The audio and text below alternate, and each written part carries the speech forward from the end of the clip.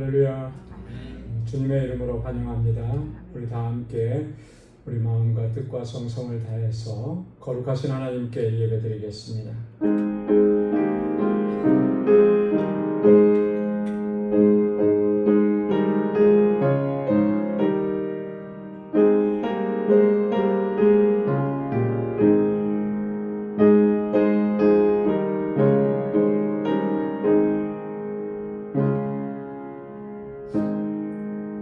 여호와여, 주께서 행하신 일로 나를 기쁘게 하셨으니 주의 손이 행하신 일로 말미암아 내가 높이 외치리이다. 여호와여, 주께서 행하신 일이 어찌 그리 크신지요. 주의 생각이 매우 깊으시나이다. 아멘. 거룩하시고 자비하신 여호와 하나님 아버지, 성일로 지난 3일도 저희들을 은혜 가운데 지켜주시고 오늘도 다시금 주님의 보좌 앞으로 불러주시며 하나님을 경배하고 찬양하고 예배케 하시니 감사합니다. 이 시간 우리의 마음을 다하고 힘을 다하여 오직 여호와 하나님 주님께만 영광 돌릴 수 있도록 인도하여 주옵소서. 우리 안에 여전히 허물과 죄악이 가득합니다.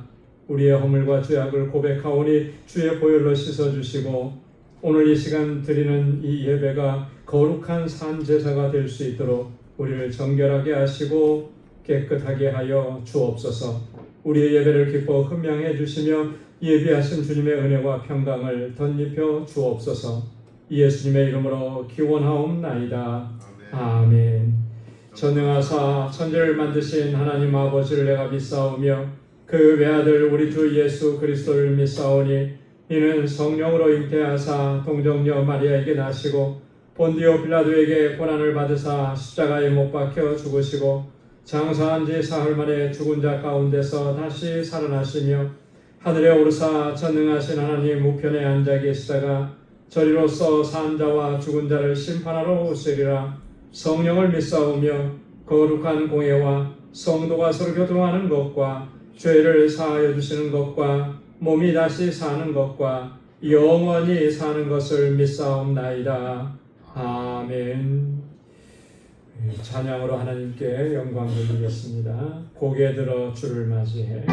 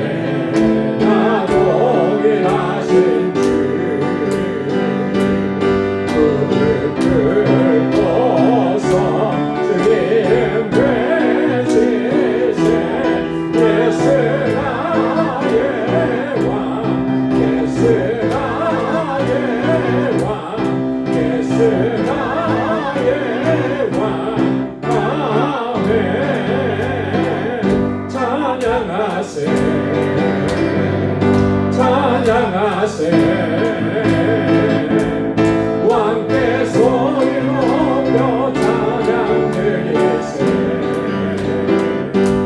찬양하세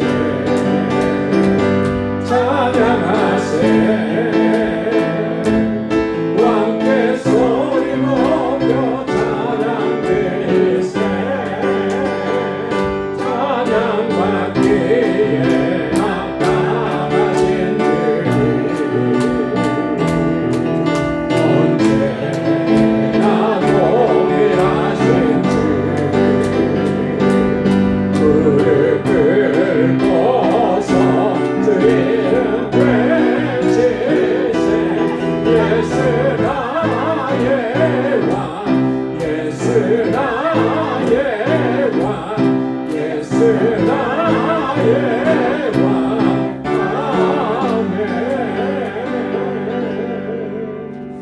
아멘. 예수님은 우리의 왕이십니다. 이 세상의 모든 죄를 맑히시는 주의 보혈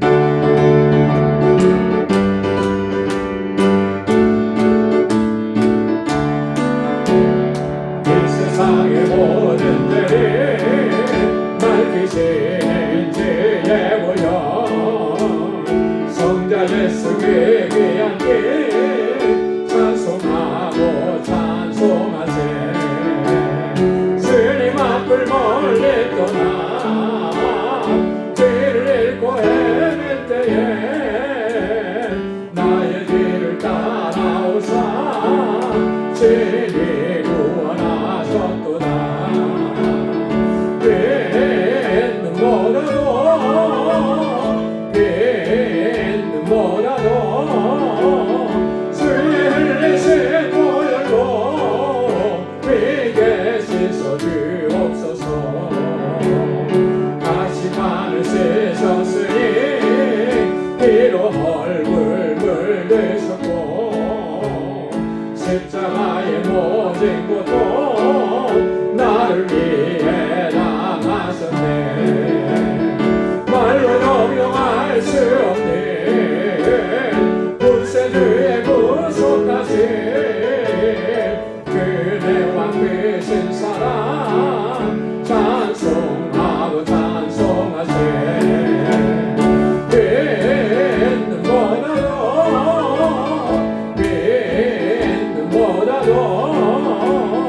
주의 흘리신 보혈로 비게 씻어 주옵소서 아버지를 멀리 떠나 바른 길을 저버리고 여러 가지 죄악으로 주같이 되었으니 물 같은 것까지 보니 씻을 수가 아주 없네 주여 귀한 보배 피로 날 정결케 하옵소서 빈 눈보라도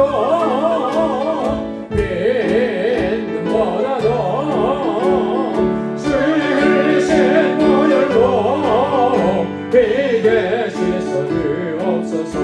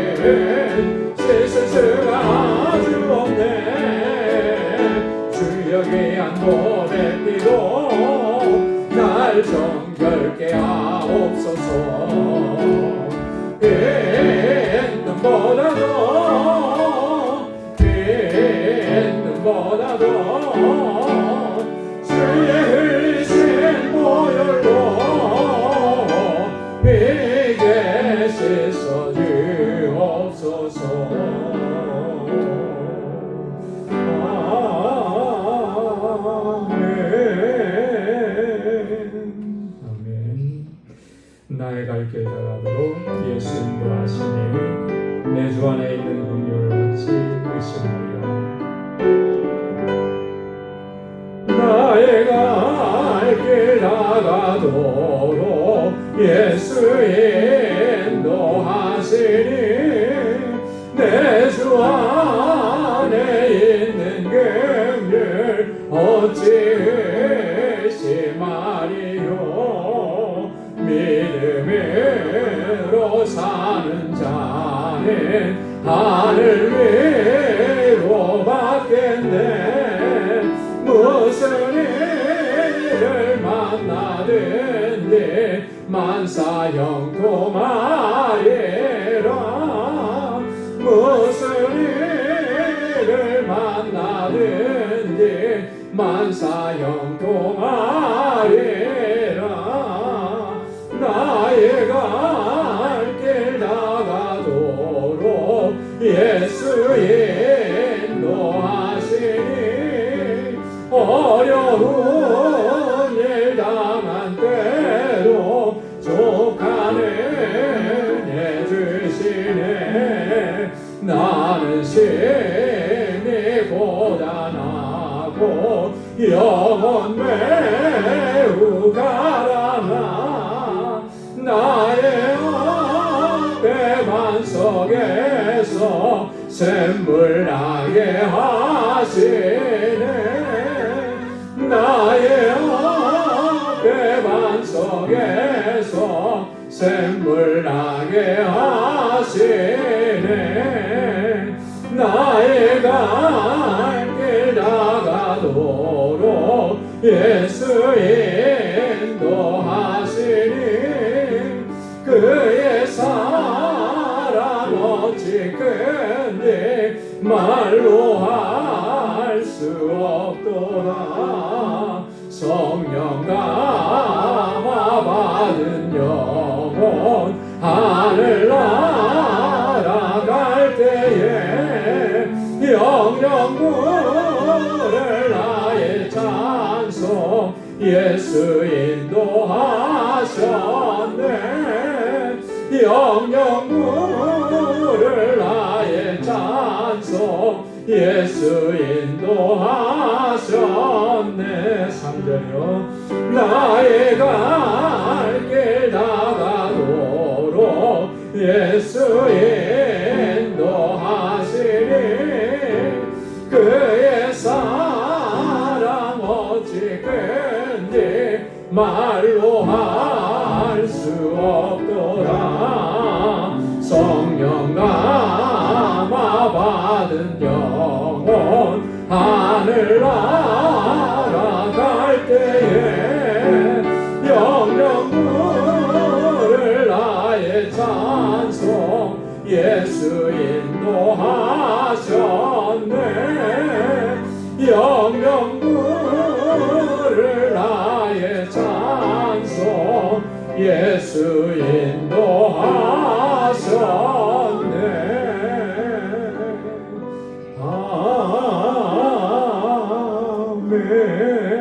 아멘. 우리 이 시간 마음을 같이 해서 통성으로 함께 기도하겠습니다. 우리 교회를 위해서 이제 창립 26주년을 맞이합니다. 지금까지 이끌어주신 하나님의 은혜에 감사하고 앞으로도 하나님께서 주신 사명을 잘 감당하는 믿음의 공동체가 되도록 또 이 재단에 세워주신 하나님의 귀한 일꾼들 또 주의 종들을 위해서 함께 기도해 주시고 이곳에서 자라나는 우리 사랑하는 자녀손들 우리 주의 학교와 유스그룹과 이엠을 위해서 또 목회자를 청빙하고 있는 하나님 귀한 종을 속히 보내어 달라고 함께 기도해 주시기 바랍니다. 우리 알라메다 광주교회를 위해서 기도해 주시고 우리 장고은 전도사님 건강을 속히 회복시켜 달라고 치료해 달라고 그래서 강건하게 주님의 주신 사역 감당할 수 있게 해달라고 우리 함께 기도하고 우리 세계 곳곳에서 복음을 증거하는 우리 선교사님들을 위해서 기도할 때 특별히 우리 박지만 선교사님, 한여정 선교사님 위해서 함께 기도해 주시기 바랍니다.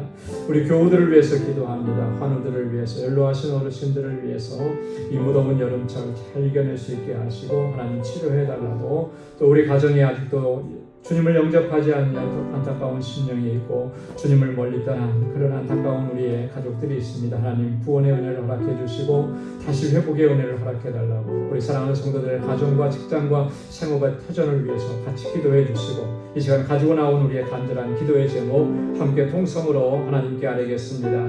거룩하신 아버지 하나님 감사합니다. 아버지 하나님 한 주간 주님의 은혜 가운데 지낼 수 있도록 하나님 저희들을 붙들어주시고 하나님 우리의 연약함을 아시고 하나님 주의 강하신 팔로 항상 붙들어주시고 은혜로 충만하게 하시니 감사합니다. 이 저녁에 다시금 주님 앞에 나와서 경배하고 찬양하고 예배하며 이 시간 마음을 같이하여서 함께 기도합니다. 아버지 하나님 주님 앞에 엎드려 간구하는 저희들의 기도에 하나님 선하신 응답을 허락해 주옵소서. 이 시간 특별히 간구하고 없는 것은 하나님께서 세워주신 우리 방주재단 지난 20년 이후년을 한결같이 하나님께 끌어주시고 은혜 베풀어주시고 귀하고 놀라우신 은혜의 역사를 이루어주심을 감사합니다. 하나님 정말 하나님의 뜻에 합당하게 쓰임받는 우리 믿음의 공동체가 되도록 인도하여 주옵소서. 아버지 하나님 온전한 사랑의 공동체를 이루어가게 하시고 하나님 우리에게 주신 이 영원 구원의 사명 이 땅에 하나님 나라를 펼쳐가는 이 복음의 사명을 잘 감당할 수 있도록 은혜를 더하여 주옵소서. 아버지 하나님 이 재단에 세워주신 하나님의 귀한 종들 기르고 세우신 주의 신실한 일꾼들 각 기관들마다 세워주신 하나님의 귀한 종들을 붙잡아 주시고 아버지 하나님 저들의 믿음으로 역사하게 하옵소서. 맡은 자들에게 부활도는 충성이라고 하셨는데 우리의 마음을 다하고 힘을 다하고 충성을 다하여 아버지 주께 헌신하는 주의 종들이 되게 하옵시고 그 수고와 헌신과 그 힘쓰고 눈물의 기도와 아버지 그 흘리는 땀이 정말 아버지 하나님 이 재단을 아름답게 세워가며 아버지 하나님 주신 사명을 온전히 감당할 수 있도록 하나님 은혜의 역사를 더하여 주옵시고 성령으로 충만하게 하여 주옵소서. 우리 사랑하는 자녀선들 아버지 하나님 이것을 자라에 나오는 우리 주일학교 에르스그룹과 EM의 청장님들을 붙잡아 주옵소서. 저들이 정말 하나님 저를 경외하고 믿음으로 살아 아버지 하나님 과일과 같이 하나님 앞에 하나님의 마음에 합한 자들이 되게 하여 주옵시고 아버지 하나님 요 새벽에 허락해 주셨던 지혜와 그 순결함을 허락해 주옵소서. 아버지 복음의 열정을 허락해 주옵소서. 하나님을 경외하며 살게 하셔서 이 세상 가운데 정말 빛의 자녀들로 드러나게 하시고 하나님 귀한 사명 잘 감당할 수 있도록 은혜를 더하여 주옵소서. 하나님 예수님과 이엠의 귀한 목회를 좋게 보내어 주셔서 하나님 저들이 정말 믿음 안에서 말씀 안에서 견고하고 든든하게 서갈 수 있도록 인도하여 주옵소서. 하나님 우리 알라메다 방주교회를 든든하게 붙잡아 주옵소서. 아직도 여리고 연약한 가운데 있습니다. 주님 붙잡아 주시고 아버지 이 공동체를 견고하게 세워 주옵소서. 아버지 하나님 구원의 역사를 이루어가는 귀한 믿음의 공동체가 되게 하시고 구원의 방주가 되게 하옵소서. 하나님 우리 알라메다 방주교회를 섬기는 우리 장로님들 하나님 육신의 연약함이 있습니다. 질병이 있습니다. 주님의 손으로 만져주시고 하나님 치료하여 주옵소서. 성령의 불로 저를 치료하여 주옵소서. 하나님 온전하게 일어서게 하시고 다시 강건하게 하옵시고 주님의 주신 사명을 잘 감당할 수 있도록 하나님 은혜의 은혜를 더하여 주옵소서. 우리 알라메다 방주교회 모든 믿음의 권속들이 믿음 안에서 하나 되게 하시고 아버지의 아름다운 사랑의 공동체를 이루어가게 하시며 아버지 그 지역사회에 하나님 빛과 소금의 사명을 온전히 잘 감당하게 하여 주옵소서. 아버지 하나님 지금도 세계 곳곳에서 복음을 증거하는 하나님의 귀한 종들을 간절하게 붙잡아 주시고 놀라운 생명의 역사 아버지 복음의 역사 구원의 역사가 일어나도록 저들을 사용하여 주옵시고 늘 강건케 하여 주옵소서. 우리 박지만 안혜정 선교사님 함께 동행하게 하셔서오니 사랑하는 주의 종들을 강건하게 붙잡아 주시고 주의 능력으로 함께 하여 주옵소서. 우리 믿음의 권속들의 삶을 눈동자와 같이 살게 해주시고 저들의 공고한 목표를 아버지께서 감찰하여 주시며 하나님의 놀라우신 은혜와 함께하여 주옵소서. 육신의 연약함이 있습니다. 주님의 손으로 만져주시고 치료하여 주시고 아버지 하나님 모든 염려와 근심과 걱정을 주님께 다 내려놓을 수 있게 인도하여 주옵소서. 우리 연로하신 어르신들을 붙잡아 주시고 아버지 하나님 늘 영적으로나 육적으로나 강건하게 하시고 주님 안에 소망 안에 살아갈 수 있도록 은혜를 더하여 주옵소서. 우리 가족 중에 아직도 주님을 영접하지 않은 안타까운 심령이 있습니다. 구원의 은혜를 허락하여 주시고 아버지 주님의 아버지 하나님의 사랑과 은혜에서 멀어진 심령이 있습니다. 주님 붙잡아 주셔서 다시금 주님 앞으로 돌아오게 하옵소서. 우리 사랑하는 성도들의 가정을 평안하게 하옵소서. 저들이 속해 있는 직장에서 저희의 삶이 하나님 복의 그런 삶이 되도록 도와주옵소서. 하나님 믿음의 기업을 견고하게 지켜주시고 늘 능력 가운데 붙들어 주옵소서. 오늘도 주님 앞에 간절하게 간구하는 주의 종들의 기도마다 하나님의 선하신 응답을 허락해 주옵시고 오늘도 주의 말씀으로 우리를 새롭게 하셔서 하나님 그 말씀의 능력을 체험하며 주님 앞에 새로운 결단과 각오를 올려드릴 수 있는 이 시간이 되도록 우리 주 성령께서 함께하여 주옵소서. 모든 감사와 찬양 영광 아버지 앞에 올려드립니다. 예수님의 이름으로 간절히 기도드리옵나이다. 아멘. 할렐루야. 귀한 은혜 또 응답 허락해 주실 줄로 믿습니다.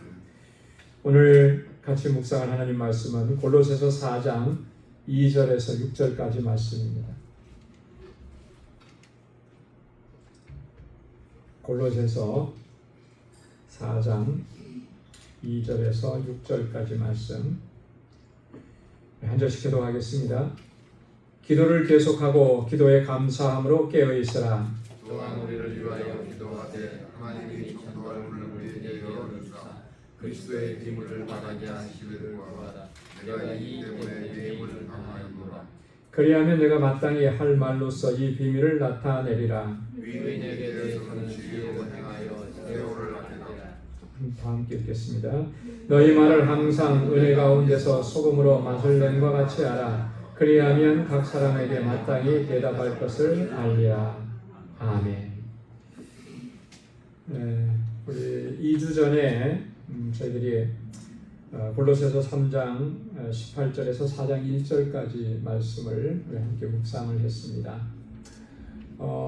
이 지난번에 다룬 그 말씀은 우리 그리스도인들이 가지고 있는 그 가장 기초적이고 기본적인 관계 안에서 우리가 서로에 대해서 어떻게 할 것인가, 이 가정 안에서의 관계에 대해서 첫 번째 말씀을 해주셨고요. 그 다음에 이제 두 번째로 주신 말씀이 우리가 그때 그 사회 질서 안에서, 그죠? 사회 질서. 당시 그 사회 질서라고 하면 여기서 바울이 그 얘기했던 것은 종과 상전의 관계라고 하는 거죠. 그 질서 안에서 종이 된 자들은 상전에게 어떻게 할 것이고 또 상전이 된 자들은 종에게 어떻게 해야 될 것인가, 그리스도 안에서 우리가 어떻게 해야 되느냐라고 하는 그런 부분들을 구체적으로 이렇게 말씀을 했습니다.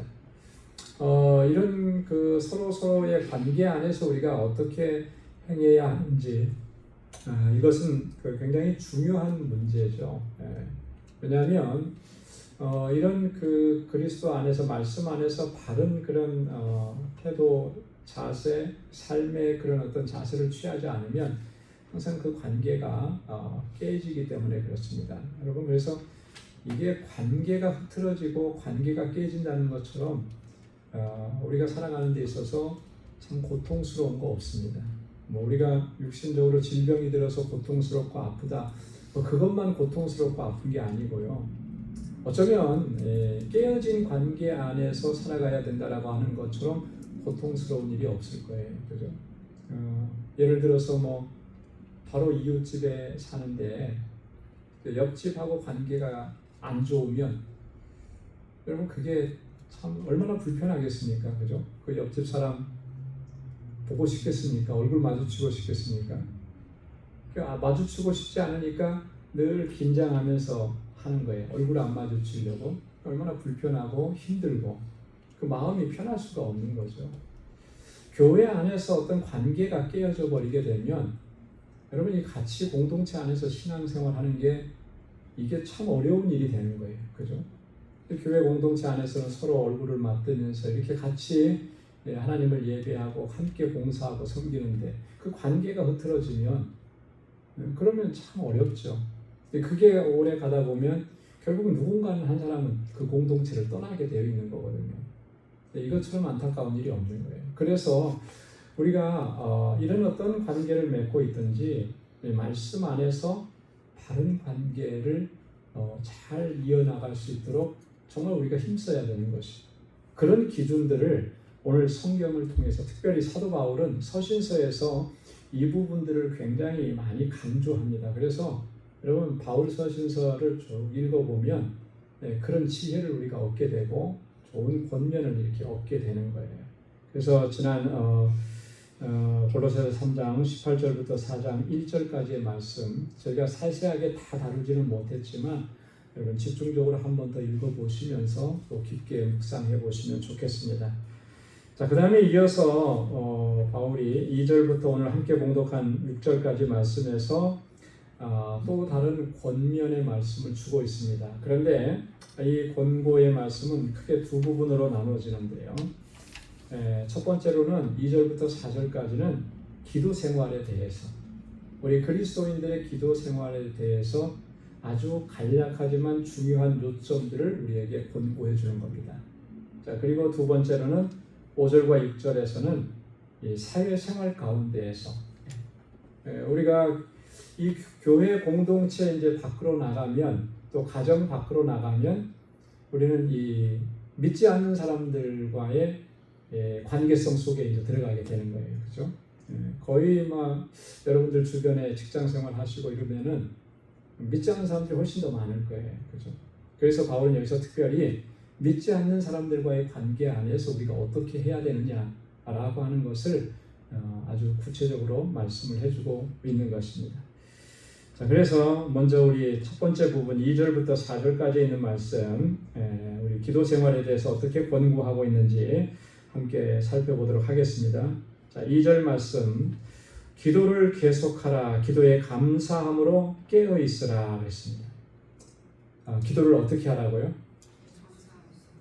기도를 계속하라 그랬어요. 계속. 기도를 계속. 한번 따라서 해보시기 바랍니다. 기도를 계속하라. 우리는 지금 개정개혁 성경을 읽고 있는데요. 우리가 전에 사용하던 개혁 성경에는 뭐라고 되어 있느냐면 기도를 항상 힘쓰고 그랬습니다. 기도를 계속하라. 기도를 항상 힘쓰라. 옛날 표현이 더 좋은 것 같아요. 그죠? 네. 더 아주 임팩트가 있고 더 강하죠. 계속하라는 것과 항상 힘쓰라라고 하는 것은 강조점이 조금 예전 성경이 더 강한 것 같아요. 네. 여러분, 이 기도는 우리가 아무리 강조해도 지나치지 않죠. 그죠? 기도 생활에 대해서는 아무리 강조하고 또 강조해도 그건 지나치지 않는 것 같아요. 여러분, 예루살렘 성전은 기둥이 두 개가 있었다 그랬죠. 그 두 기둥의 이름이 야긴과 보아스였습니다. 그죠? 예루살렘 성전을 지탱하고 있는 정면에 있는 두 기둥이에요. 우리 신앙생활을 그렇게 좀 비유합니다. 신앙생활에는 두 기둥이 있다. 그 두 기둥이 뭐냐면 하나는 말씀이고 하나님의 말씀, 하나는 기도고. 말씀을 읽고 말씀을 묵상하는 생활과 기도 생활, 이 두 가지가 우리 신앙생활을 견고하게 붙들어주는 두 기둥이라는 거예요. 우리가 항상 기억해야 됩니다. 어쩌면 저도 수없이 많이 여러분들에게 말씀을 드렸고 수없이 많이 들은 내용입니다. 그죠? 기도 생활과 말씀을 읽고 묵상하는 생활이 함께 가야 되는 거예요. 같이 굴러가야 되는 거예요. 어느 한 곳에 치우쳐서는 안 됩니다. 그러면 건강한 신앙생활을 할 수가 없어요. 기도 많이 하라고 한다고 해서 기도만 열심히 하고 말씀 안 읽으면 한쪽으로 치우친 거예요. 말씀이 중요하니까 말씀만 붙잡고 기도 안 하면 그것도 한쪽으로 치우치는 거예요. 그래서 문제가 일어나게 돼 있는 것이죠. 이 기도와 말씀은 같이 흘러가는 거예요. 같이. 마치 항상 제가 비유로 말씀을 드리죠. 리어커 수레바퀴의 양쪽에 있는 바퀴와 똑같은. 여러분, 바퀴가 사이즈가 똑같아야 되죠. 그리고 가는 속도도 똑같아요. 그래야지만이 앞으로 나갈 수가 있는지. 어떤 하나는 크고 어떤 하나는 작으면 어떤 현상이 벌어지죠? 항상 원을 그리면서 제자리를 뱅글뱅글 도는 거예요. 작은 쪽이 축이 되고 큰 쪽은 바깥으로 돌고 이렇게 해갖고 도는 거죠.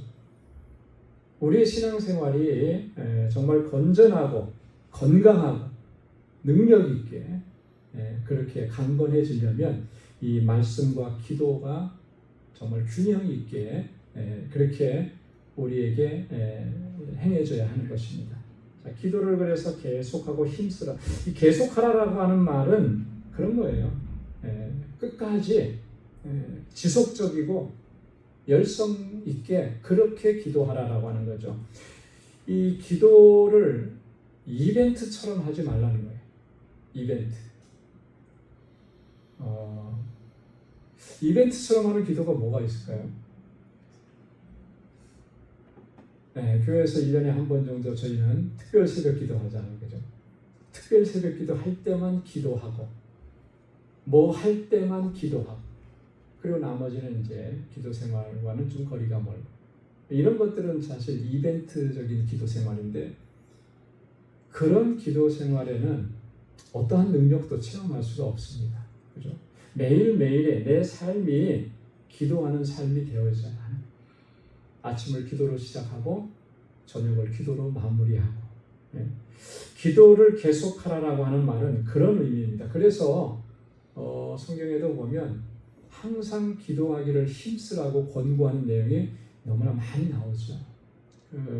누가복음 18장 1절에도 예수님께서 비유로 말씀을 하실 때 예수께서 그들에게 항상 기도하고 낙심하지 말아야 할 것을 비유로 말씀하여 이르시되 그랬거든요.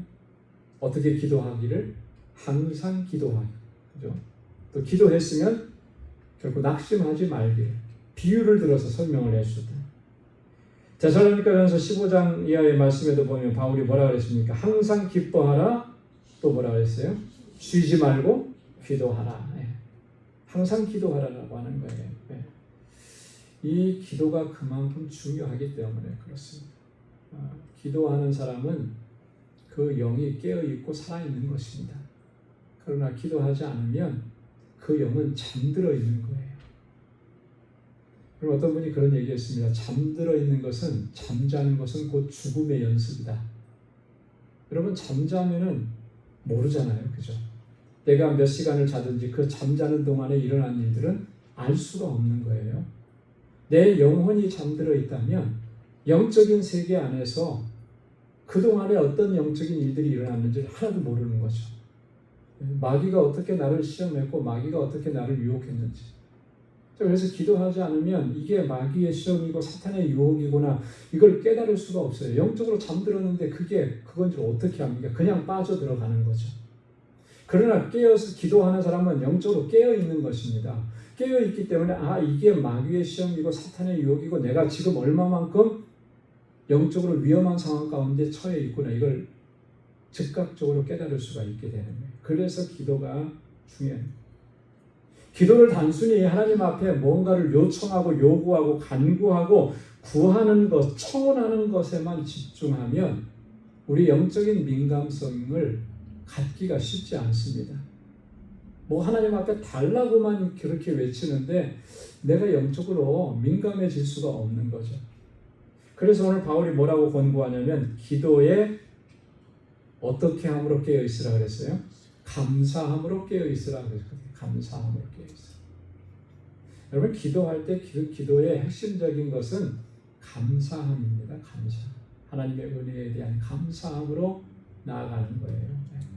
여러분 감사함으로 깨어 있는다라고 하는 감사함으로 기도한다라고 하는 것은 뭘 의미하는 것이겠습니까? 뭐 여러 가지를 얘기할 수 있겠는데 저는 그런 생각이 들어요. 감사함으로써 깨어있고 기도하는 것은 이런 것을 의미하는 것입니다. 내가 하나님 앞에 뭔가를 간구했는데 간구한 대로 하나님께서 응답해 주시지 않더라도 그것을 받아들이고 인정하는 거예요. 감사함이 있으면 그렇게 우리가 하나님께서 응답이 없다고 하더라도 어떤 분이 그런 얘기하죠. 응답이 없는 것도 응답이다. 그죠? 응답이 없는 것도 응답이다. 그게 응답이 없는 것도 응답이라고 하는 것을 내가 깨닫게 되는 것이죠. 그걸 인정하게 되는 거예요. 그게 감사함으로 기도하는 거죠. 기도의 핵심은 바로 여기에 있는 거죠. 만약에 이 감사함이 없으면 하나님 앞에 막 부르짖고 간구하고 간청하고 요청했는데 그대로 안 되면 그 다음에 어떻게 하냐면 실망해서 돌아서는 거예요. 실망해서. 여러분 기도를 그렇게 하고 하나님 앞에 엎드려 눈물로 호소하고 기도했는데 왜 실망하면서 돌아서는 것이겠습니까? 그러면 잘못 기도한 거죠. 그거는. 그럼 잘못 기도한 거예요. 여러분, 하나님 앞에 우리가 정말 그렇게 엎드려 기도했다면, 부르짖고 간구했다면 이 안에 하나님의 주시는 은혜, 기쁨, 감사로 충만해지게 되는 줄로 믿습니다.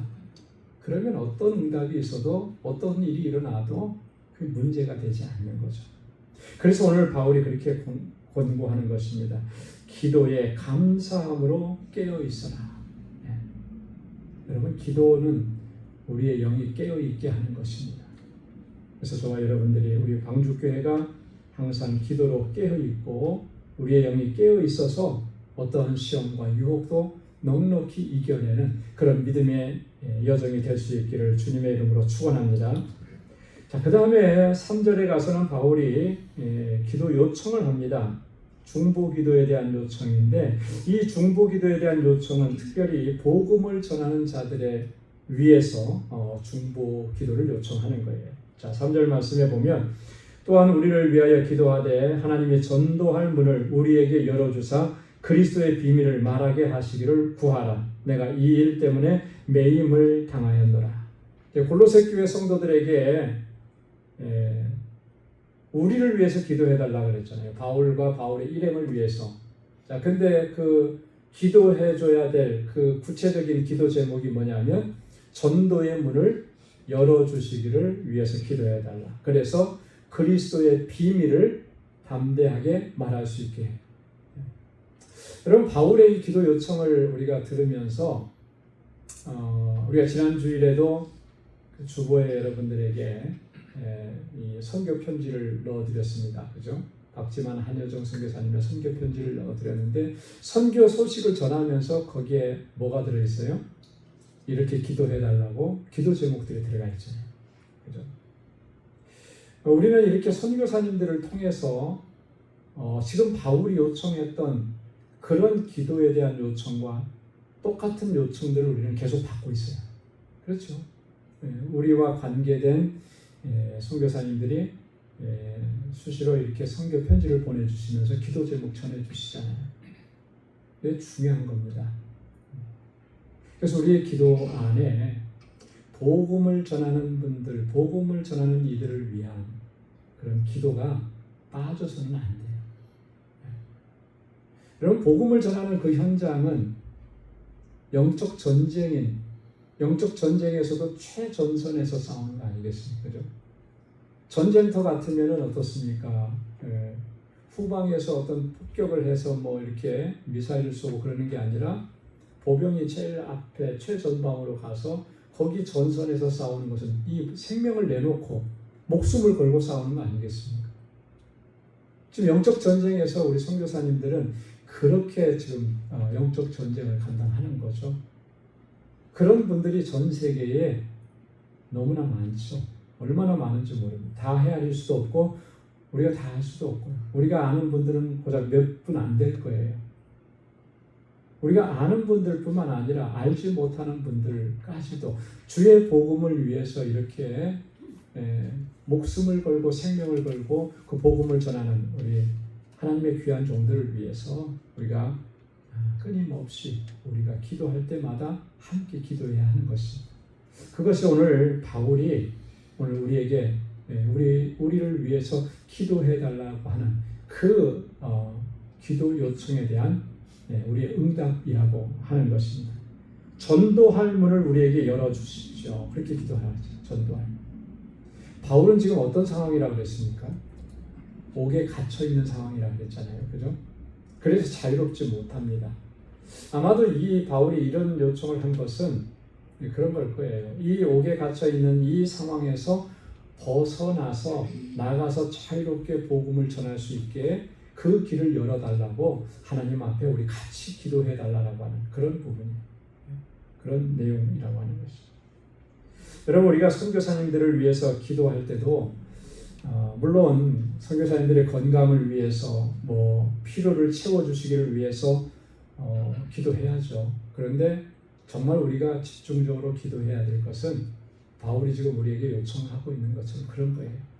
하나님 복음의 문을 열어주셔서 전도의 문을 열어주셔서 하나님의 복음이 주의 종들을 통해서 그 땅에 온전하게 전해질 수 있도록 하나님 역사해 주십시오.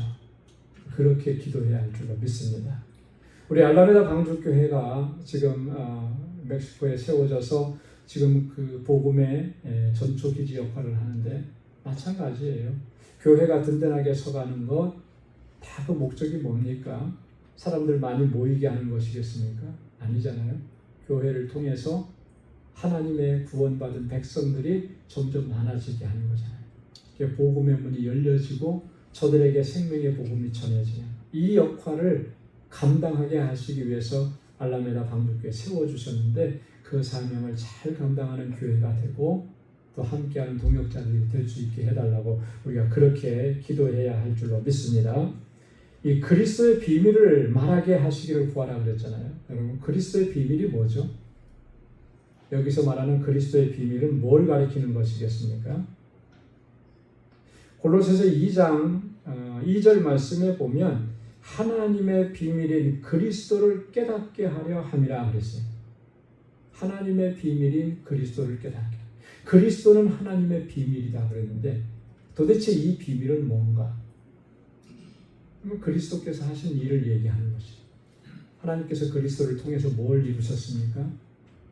우리 죄인들을 구원하시는 구원의 역사를 이루신 거예요. 그 그리스도의 비밀을 말하게 해달라. 즉 이 말은 예수 그리스도의 복음을 증거할 수 있게 해달라고 하는 그런 의미입니다. 죄인들을 향하신 하나님의 구원의 경륜을 담대하게 저들을 향해서 선포하고 증거하게 해달라고 하는 그런 내용인 거예요. 그렇죠? 여러분, 선교의 사역이 여러 가지 일들이 있는데 가장 중심적이고 핵심적인 것은 복음을 전하는 사역입니다. 예수 그리스도를 통해서 구원을 얻게 되는 그 생명의 복음을 전하는 사역인 거예요. 아무리 구제를 많이 하고 아무리 배고픔을 채워줘도 거기에 정말 구원의 복음이 선포되지 않으면 배고픔을 채워주는 것은 별 의미가 없어요. 그죠? 배고픔은 곧 배부름으로 채워지면 그건 곧 배가 고파지는 거고 그건 뭐 어쩔 수 없는 현상 아니겠습니까? 우리의 영혼이 사는 생명의 복음이 전해져야 하는 것이죠. 그래서 그 일을 위해서 우리가 늘 기도하고 또 선교사님들은 그 일을 위해서 늘 애쓰는 것이고요. 그렇게 함께할 때 하나님의 나라가 더 확장되게 될 줄로 믿습니다. 그래서 4절에 바울이 그렇게 얘기합니다. 그리하면 내가 마땅히 할 말로서 이 비밀을 나타내리라. 여러분들이 이렇게 기도하면 우리는 마땅히 할 말로서 이 비밀을 저들을 향해서 증거하고 선포하고 나타내겠다라고 그렇게 얘기하는 것입니다. 마땅히 할 말로서 마땅히 할 말.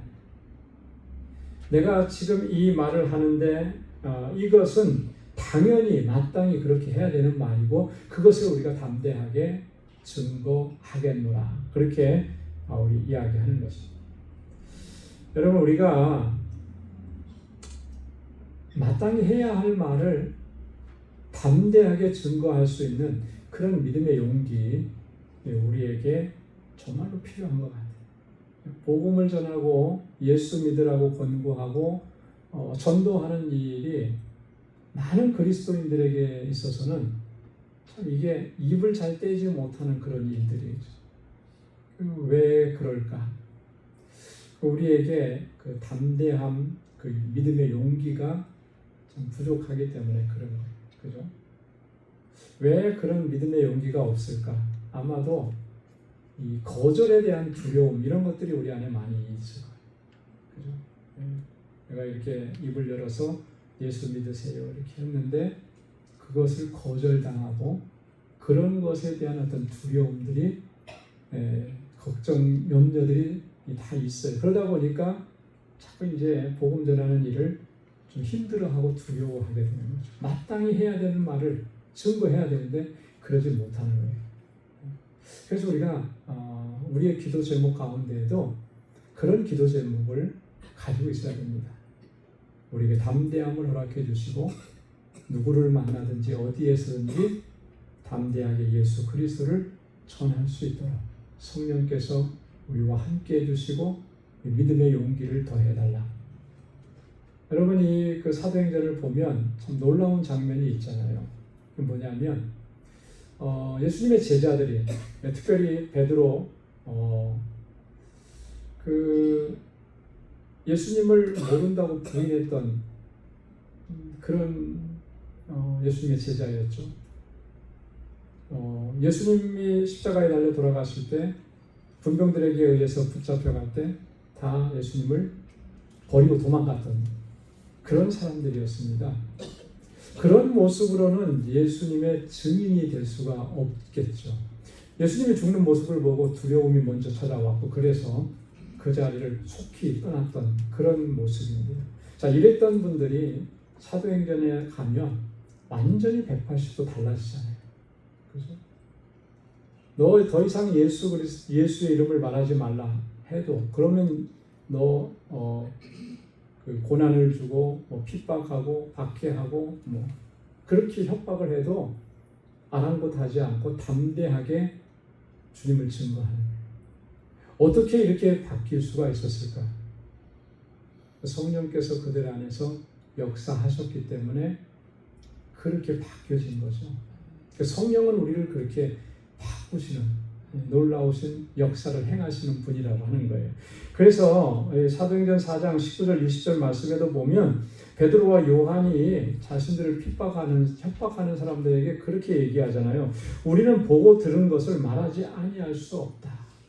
말하지 아니할 수 없다. 이건 우리가 말해야 되는 것이다. 어떤 두려움이 있고 어떠한 핍박이 있고 박해가 있고 그래도 우리는 이 말은 꼭 해야 되겠다. 여러분 정말 중요한 얘기 같은 경우는 어떻습니까? 그건 아무리 두려움이 있어 어떤 그 위험한 일이 있어도 말은 해야 되잖아요. 그죠? 그거 말 안 하면 어떻게 되겠습니까? 더 큰 문제가 생기는 거죠. 우리가 예수 그리스도의 복음을 증거할 때 사실 그런 마음가짐을 가지고 내가 말하지 않을 수 없다. 이건 마땅히 해야 될 말이다. 이런 담대함을 가지고 주의 복음을 증거하고 또 주님께서 명하신 일들을 감당해야 하는 것이죠. 그럼 그럴 수 있으려면 성령께서 우리와 함께 하셔야만 합니다. 성령께서 우리에게 능력으로 역사하셔야만 합니다. 제자들이 성령으로 충만해져서 담대하게 예수 그리스도를 증거했던 것처럼 오늘도 마찬가지인 거죠. 우리가 아무리 결단하고 아무리 내가 이제는 나가서 담대하게 복음을 전해야지 한다고 해도 우리의 의지라고 하는 것은 너무나 쉽게 무너져 내리잖아요. 내가 생각했던 것보다 그거보다 더 심한 그런 상황이 되고 그런 핍박이 있고 그런 박해가 있으면 우리의 의지라는 것은 금방 무너져 내리는 거예요. 그러나 성령께서 함께 하시고 성령께서 능력으로 역사하시면 그 한계라고 하는 것이 없는 거죠. 그래서 예수님께서 그런 말씀을 하셨어요. 누구에게 관원들에게 붙잡혀 가서 어떤 말을 하게 될 때 걱정하지 말라는 거죠. 염려하지 말라는 거죠. 왜? 너희 안에 계신 성령께서 그때 해야 할 말을 주신다고 하는 거예요. 우리는 미리 걱정하는 게 있어요. 이런 일이 생기면 나는 어떻게 할까? 무슨 말을 해야지? 그게 걱정할 게 하나도 없는 거예요. 내 안에서 역사하시는 성령은 그때 가면 그때 해야 될 말을 주시는 거예요. 그래서 담대함을 얻게 하는 거죠. 성령의 주시는 은혜와 능력 안에서 담대하게 예수 그리스도 복음의 비밀을 증거할 수 있는 저와 여러분들이 될 수 있기를 주님의 이름으로 축원합니다. 자, 그 다음에 5절과 6절에서는요, 우리가 사회생활 가운데서 우리가 어떤 자세를 취해야 하느냐라고 하는 건데, 자, 5절 말씀에 보면 외인에게 대해서는 지혜로 행하여 세월을 아끼라 그랬습니다. 외인에게 대해서 여기서 말하는 외인이라고 하는 말은 문자 그대로 외인은 뭐예요? 밖에 있는 사람들을 얘기하는 거죠. 뭐 밖에 있는 사람들이겠습니까? 그리스도인의 공동체 밖에 있는 사람들, 교회 밖에 있는 사람들, 불신자들, 믿지 않는 사람들이라고 하는 것이죠.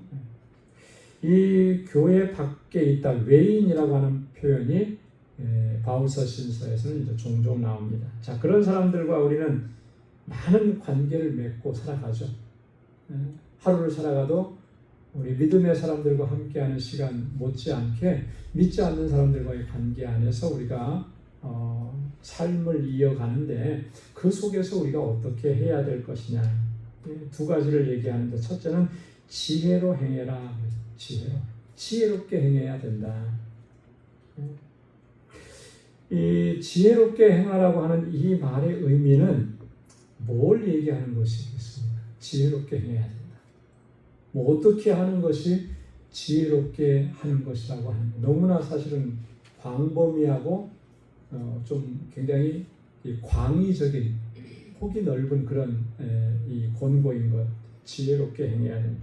그 지혜롭게 하는 것이 뭔가? 바울이 여기서 염두에 두고 지혜롭게 한다라고 하는 말은 크게 보면 두 가지 의미를 담고 이야기하는 것입니다. 첫째는 뭐냐면 우리가 세상 속에 있지만 세상과 동화되지 않는 삶을 추구한다. 그렇죠? 세상 속에서 우리가 살아가지만은 세상의 문화와 동화되지 않고 세상의 삶의 방식과 동화되지 않는 것을 추구하는, 그게 첫 번째라고 하는 것이죠. 그렇죠? 이렇게. 두 번째는 뭐냐면 우리가 세상에서 믿지 않는 사람들과의 관계 안에서 살아가는데 그 사람들과의 적대 관계에 놓이지 않도록 하라라고 하는 거죠. 여러분, 믿지 않는 사람이고 다른 종교 사람이라고 하니까 그 사람과 적대 관계를 갖게 형성하게 되면 그럼 어떻게 되겠습니까? 그 적대 관계를 형성하면 다툼이 일어날 수밖에 없죠. 과거에 우리 2000년 기독교 역사에 보면 이런 일들이 참 많았어요. 그래서 이슬람과 기독교 간에 전쟁들이 일어났잖아요. 그죠? 서로 죽이고. 그래서 지금까지도 사실은 이슬람 국가와 기독교 국가는 끊임없이 싸우는 거죠. 왜냐하면 적대 관계를 형성했기 때문에 그렇게 되는 거예요. 이 지혜롭게 행하라고 하는 말은 그런 의미를 담고 있는 거죠. 그런 적대 관계를 형성하지 말라. 왜 그렇게 했습니까? 왜 믿지 않는 사람들과 적대 관계를 형성하면 안 되는 것이겠습니까? 왜 그럴까요? 좀 평화롭게 살기 위해서 적당하게 이렇게 서로 이렇게 적당한 거리를 두면서 살기 위해서 그런 걸까요? 아니죠. 그들도 예수 그리스도의 복음을 믿고 받아들이고 구원받아야 되는 안타까운 한 영혼이기 때문에 그런 것입니다. 그렇잖아요.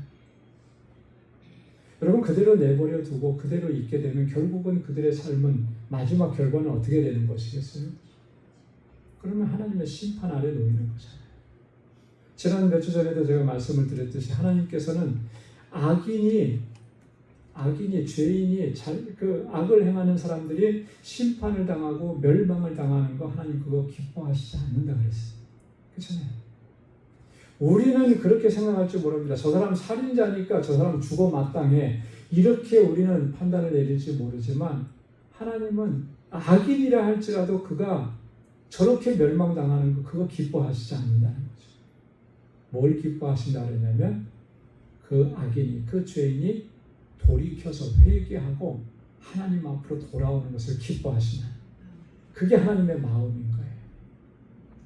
세상에 우리가 믿지 않는 사람들과 수없이 많이 마주치는데 그 사람들과 이런 적대 관계에 놓이지 않도록 해야 되는 그 지혜로움이라는 것은 단순히 그들하고 평화롭게 지내자라고 하는 그런 의도가 아니라 그 영혼도 하나님의 구원의 은총을 입어야 될 그런 안타까운 심령이기 때문에 그런 것입니다. 만약에 그런데 우리가 믿는 사람이 믿지 않는 사람과 적대 관계가 됐어요. 그러면 그 사람의 마음의 문이 열리겠습니까?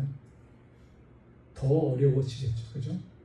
교회와 어떤 예를 들어서 저희 교회가 있고 이 밑에 지금 지하에 또 1층에 또 상가들이 많이 있잖아요. 근데 갈등 관계가 생겨서 저 사람들하고 우리 교회하고 막 갈등이 생겨서 문제가 생겨요. 그럼 어떤 일이 벌어지겠습니까? 그럼 우리가 우리 스스로가 그 갈등 관계를 형성함으로 인해서 저들에게 구원의 문을 우리가 닫는 결과를 내야 돼요. 이건 심각한 문제인 거예요. 그래서 바울이 지혜롭게 행해야 된다라고 하는 것입니다. 그 지혜로움이라고 하는 것은 저들의 구원을 위한 그런 목적을 두고 있다라고 하는 것이죠. 세월을 아끼라 그랬습니다. 세월을 아끼라라고 하는 말은 직역하면 기회를 사라라고 하는 그런 헬라어. 기회를 사야 된다.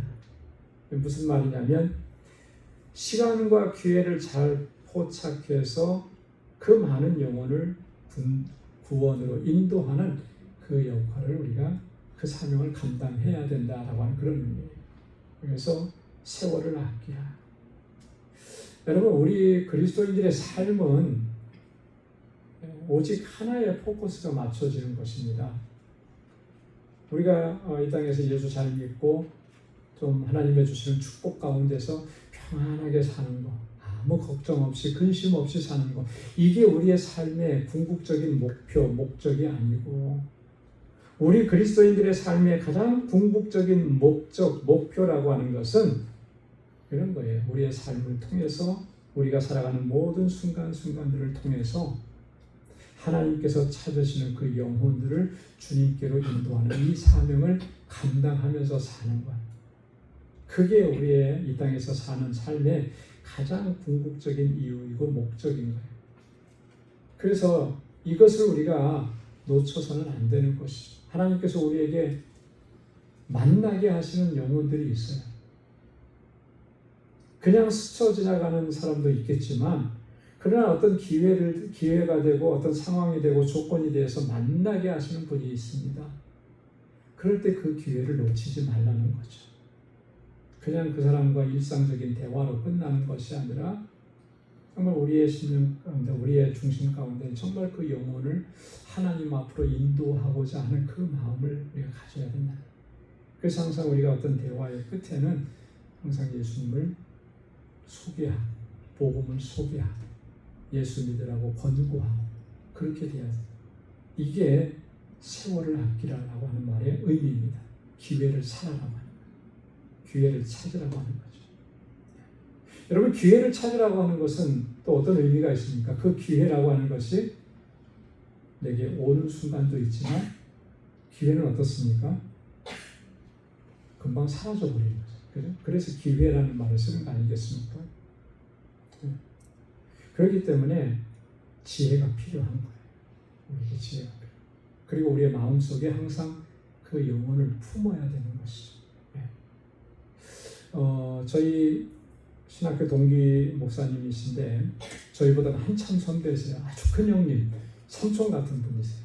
그분은 이제 벌써 은퇴하시고 지금 워싱턴 DC 쪽에서 따님과 함께 사는데 이분은 개인적으로 혼자서 어떤 사역을 하시냐면 본인이 이제 용돈으로 받은 걸 조금씩 모아가지고 뭐 한 달에 몇 번 정도씩 이렇게 버스를 타고 기차를 타고 물건 같은 걸 잔뜩 구입을 해갖고 어디를 가요. 어디를 가시냐면 노숙자들이 있는 곳에 가시죠. 노숙자들. 꾸준히 그 자리에 반복해서 가시는 거예요. 그래서 그 사람들이 신발이 없으면 신발 하나 사다가 다음에 갈 때 신겨주고 그들과 대화하고 커피 마시고 싶냐면 커피 마시죠. 뭐 비싼 커피 사는 거 아니죠. 1불짜리 커피 파는 데 있잖아요. 맥도날드. 가서 샌드위치 하나 사주면서 서로 이야기하고. 이게 처음에는 굉장히 거부감을 느끼더래요. 거부감을 느끼면서 이렇게 말도 안 걸고 막 그러더라고요. 근데 계속해서 찾아가니까 나중에는 이분들이 이 목사님을 기다리더라고요. 그러니 이제는 안 가고 싶어도 안 갈 수가 없는 거예요. 나를 기다리니까. 그래서 이 목사님이 글을 쭉 써서 이렇게 했는데 이렇게 하는 이유는 단 하나다. 저들이 하나님을 몰라서 이런 삶에 처해 있는데 하나님 알아야 되지 않겠냐. 예수님 영접해야 되지 않겠냐. 지금의 삶은 그래도 저희 영혼은 하나님께서 주신 생명을 얻어야 되지 않겠느냐. 그래서 꾸준히 그렇게 찾아가. 힘이 닿는 데까지 그렇게 하겠다. 그러면서 저희 동기 카톡방에 짤막한 글을 가끔씩 이렇게 올려줘요. 그럼 읽을 때마다 굉장히 도전이 되고 감동이 돼요. 우리는 사실은 뭐 이거는 이래서 안 되고 저건 저래서 안 되고 나는 뭐 가진 게 없어서 안 되고 그러잖아요. 근데 사실은 그렇지 않아요. 저 사람은 더럽고 추우니까 안 돼요. 그런 거 아니거든요. 정말 그 영혼을 사랑하면, 그 영혼을 생각하면 그게 더러운 게 아니죠. 안타까운 거죠. 그 영혼이 안타까운 거죠. 그럼 내가 가지고 있는 뭐 대단한 거 아니어도 되는 거잖아요. 그들과 말을 걸어주고. 우리 그렇게 하기 쉽지 않죠. 일단은 행색이 지저분하니까 안 갈라 그래요. 알라메다에서 온 아이들을 보면 그보다 더 심한 모습으로 온 애들이 있어요. 근데 알라메다에 가서는 그 아이들은 껴안아 주는데 우리 바로 옆에 있는 그런 노숙자들에 대해서는 우리는 더럽다고 이렇게, 이게 뭔가 좀 이중적이잖아요. 이중적이죠. 여러분, 영혼에 대한 안타까움을 우리 마음에 품어야 할 줄을 믿습니다. 그래서 그 영혼이 정말 하나님 앞에 돌아오도록, 새 생명을 얻도록, 한 영혼이라도 더 돌아오게 하는 그 사명을 감당해야 됩니다. 이게 우리에게 주신 사명인 거죠. 그래서 바울이 오늘 우리에게 권고하는 이 말씀들을 우리가 다시 한번 새기면서 하나님께서 무엇을 우리에게 원하시는지 다시 한번 깊게 되새기고 또 이 한 영혼을 가슴에 품고 또 주님의 복음을 증거하는 그런 삶을 살아갈 수 있는 우리 모두가 될 수 있기를 주님의 이름으로 축원합니다. 기도하겠습니다. 거룩하신 아버지 하나님, 감사합니다. 오늘 이 저녁에도 하나님 저희들을 사랑하셔서 하나님 주님 예배하는 자리로 불러주셨고 하나님의 귀한 말씀을 또 들려주시니 감사합니다. 귀로만 들려지지 않게 하시고 우리의 심령 가운데 새겨지게 하셔서 하나님의 뜻에 합당하게 살아가는 저희들이 되게 하여 주옵소서. 무엇보다도 하나님께서 찾으시는 그 영혼들을 향해서 나아가게 도와주시고 하나님 주의 복음을 들고 나아가 주님의 사랑을 들고 나아가 한 영혼이라도 더 주님께로 돌아오게 하는 이 귀한 일들을 위해서 항상 우리가 최선을 다할 수 있게 하옵소서. 우리 방주교회가 하나님 그렇게 쓰임받는 믿음의 공동체가 되게 하시고 우리 방주의 모든 믿음의 공석들이 하나님 앞에 그렇게 쓰임받을 수 있도록 주님 우리에게 은혜를 허락해 주시고 주님의 능력으로 우리를 붙잡아 주옵소서. 이제는 우리 주 예수 그리스도의 무한하신 은혜와 하나님 아버지의 크고 놀라우신 사랑과 성령의 위로 교통 충만하심의 역사가 하나님의 영광을 위해서 주님께서 주신 사명을 최선을 다해서 감당하기로 다짐하고 결단하는 우리 방주의 모든 믿음의 권속들과 저들의 가정, 직장, 생업의 터전 위에 이제로부터 영원까지 함께 하시기를 간절히 축원하옵나이다. 아멘.